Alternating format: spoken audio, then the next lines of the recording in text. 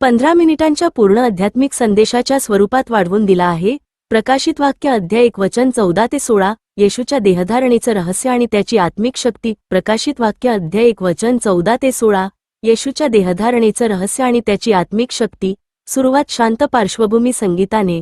वाचन प्रकाशित वाक्य अध्याय 1 वचन 14 ते 16 त्याचे डोके आणि केस बर्फासारखे शुभ्र लोकरीसारखे पांढरे होते, त्याचे डोळे अग्नीच्या ज्वालेसारखे होते, त्याचे पाय भट्टीत तापविलेल्या सोनपितळासारखे चमकत होते आणि त्याचा आवाज महासागराच्या लहरींसारखा होता। त्याच्या उजव्या हातात 7 तारे होते आणि त्याच्या तोंडातून दुधारी तीक्ष्ण तलवार निघत होती आणि त्याचा चेहरा दुपारच्या सूर्याप्रमाणे तेजस्वीपणे चमकत होता। थांबा 5 सेकंद भाऊ आणि बहिणींनो, ही वचने केवळ एक दर्शन नाहीत, ही स्वतः येशू ख्रिस्ताची दिव्य ओळख आहे। त्याचं तेज, त्याचं सामर्थ्य, त्याचं दैवी स्वरूप या वचनांत प्रकट झालं आहे। त्याचे केस शुभ्र आहेत, कारण तो पवित्रतेचा आणि अनंतकाळचा देव आहे। जर तुम्ही दुर्बल आहात, निराश आहात, तर प्रभूला सांगा, प्रभू माझ्यात पुन्हा तुझा आत्मा जागृत कर, आणि मग पहा, त्याचं तेज तुमच्यावर उतरेल, तुमच्या डोळ्यांत ज्वाला येईल, तुमच्या वाणीला सामर्थ्य मिळेल आणि तुमचं जीवन प्रकाशमय बनेल। थांबा 15 सेकंद येशू म्हणतो, मी जगाचा प्रकाश आहे, जो माझ्या मागे चालतो तो अंधकारात चालणार नाही, तर जीवनाचा प्रकाश त्याच्याकडे असेल।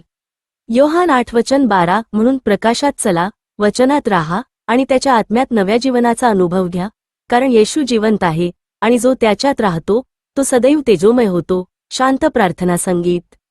त्याचे डोळे अग्नीच्या ज्वालेसारखे आहेत, कारण त्याच्या नजरेतून सत्य आणि न्याय प्रकट होतो।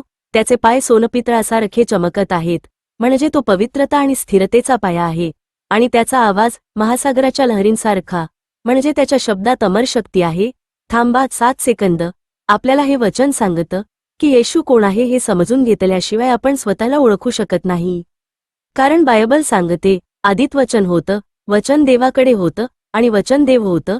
योहान 1 ते 1 आणि पुढे लिहिलं आहे, वचन देहधारी झालं। योहान 1 वचन 14 म्हणजे काय? देवाचं वचन म्हणजेच येशू, तो देवाचा आत्मा आणि सामर्थ्य, तो आपल्या देहात उतरला, त्याने माणूस होऊन आपल्यासारखं शरीर धारण केलं, मांस आणि लहू घेतले, जेणेकरून त्याच्या आत्म्याने आपलं पापी शरीर झाकून आपल्याला नवसंजीवनी मिळावी। थांबा 5 सेकंद हे किती अद्भुत रहस्य आहे ना? देव स्वतः मनुष्य झाला, जेणेकरून मनुष्य देवाचं रूप पुन्हा धारण करू शकेल। येशूने आपल्या शरीरात, आपल्या रक्तात आपल्यासाठी दैवी जिवंतपणा ठेवला आहे, म्हणून जेव्हा आपण प्रभूचं मांस आणि लहू श्रद्धेने ग्रहण करतो, तेव्हा त्याचं वचन आपल्यात जिवंत होतं, त्याचा आत्मा आपल्याला झाकतो, आपल्याला पवित्र करतो आणि आपल्या आत नवी शक्ती निर्माण करतो। थांबा 8 सेकंद मित्रांनो, आपल्याला बाप्तिस्म्याद्वारे नवा जन्म मिळतो, पण प्रभूच्या शरीर आणि लहूच्या सहभागाने आपल्याला आत्मिक सामर्थ्य मिळतं।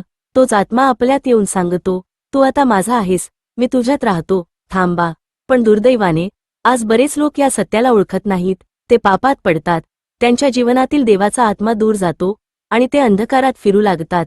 पण देवाची दया अमर्याद आहे। ज्या क्षणी मनुष्य पश्चाताप करतो आणि पुन्हा येशूचा लहू आणि शरीर ग्रहण करतो, तेव्हा त्याचा आत्मा पुन्हा त्या माणसावर झाक घेतो, त्याला पुन्हा जिवंत करतो आणि प्रकाशात आणतो।